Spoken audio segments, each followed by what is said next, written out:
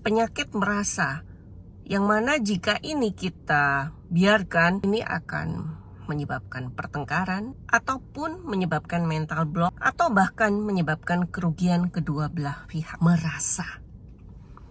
Saya merasa dia harusnya sudah paham kok. Saya merasa dia harusnya ngerti kok.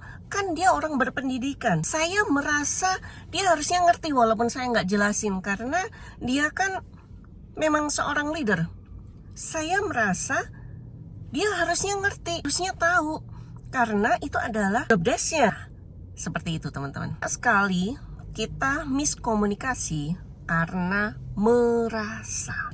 Di dalam persepsi kita menganggap bahwa merasa orang lain tersebut harusnya tahu tanpa kita beritahu. Nah, sering sekali kita bertikai mungkin dengan orang lain ataupun dengan pasangan ataupun dengan siapapun yang pernah kita komunikasi adalah karena kata merasa. Padahal merasa itu adalah persepsi kita teman-teman, yang mana belum tentu apa yang kita rasakan itu dirasakan oleh lawan bicara kita, dirasakan oleh orang lain. Nah, merasa ini jika kita tidak konfirmasi ulang bisa jadi akan mengakibatkan kerugian di kedua belah pihak karena merasa ini tadi. Bahkan jika diteruskan akhirnya menjadi mental block, akhirnya menjadi persepsi-persepsi dan main salah-salahan di pertengkaran karena tidak terjadi komunikasi yang baik. Itulah teman-teman kita untuk menyampaikan, untuk mengkonfirmasi kembali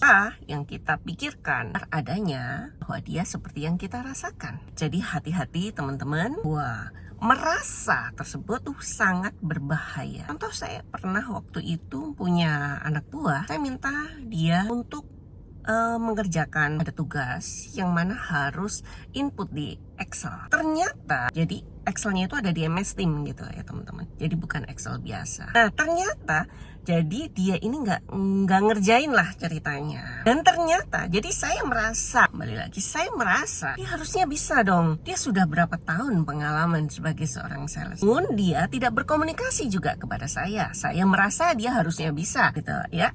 Nah, jadi akhirnya si sales tersebut tidak menyelesaikan tugasnya. Dan endingnya saya baru tahu ternyata dia tidak bisa Excel tersebut yang ada di dalam MS Team untuk mengeditnya. Caranya itu tidak bisa, namun dia tidak bertanya. Nah, seperti itu ya teman-teman. Jadi itu baru salah satu contoh. Belum lagi masalah yang kompleks di dalam keluarga ataupun dalam hal yang detail lagi. Pasti saya rasa setiap orang itu mempunyai pernah melakukan hal seperti ini ya. Merasa. Jadi hati-hati teman-teman bahwa merasa ini berbahaya sekali jika tidak kita konfirmasi terhadap lawan bicara kita. Namun ada memang yang perlu kita konfirmasi dan ada yang tidak penting untuk kita konfirmasi. Lagi kita harus bertanya kepada diri kita, ini urgent dan penting, atau urgent tapi tidak penting, atau tidak penting dan tidak penting. Jadi kita harus memilah dulu konteksnya, konten dari itu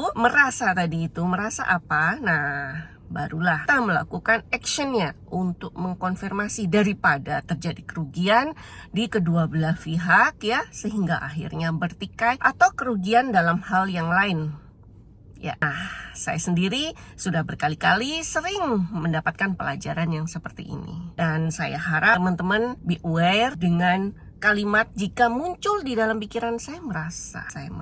Oke? Mulai dari sekarang hati-hati dengan ketika muncul merasa di dalam pikiran Anda.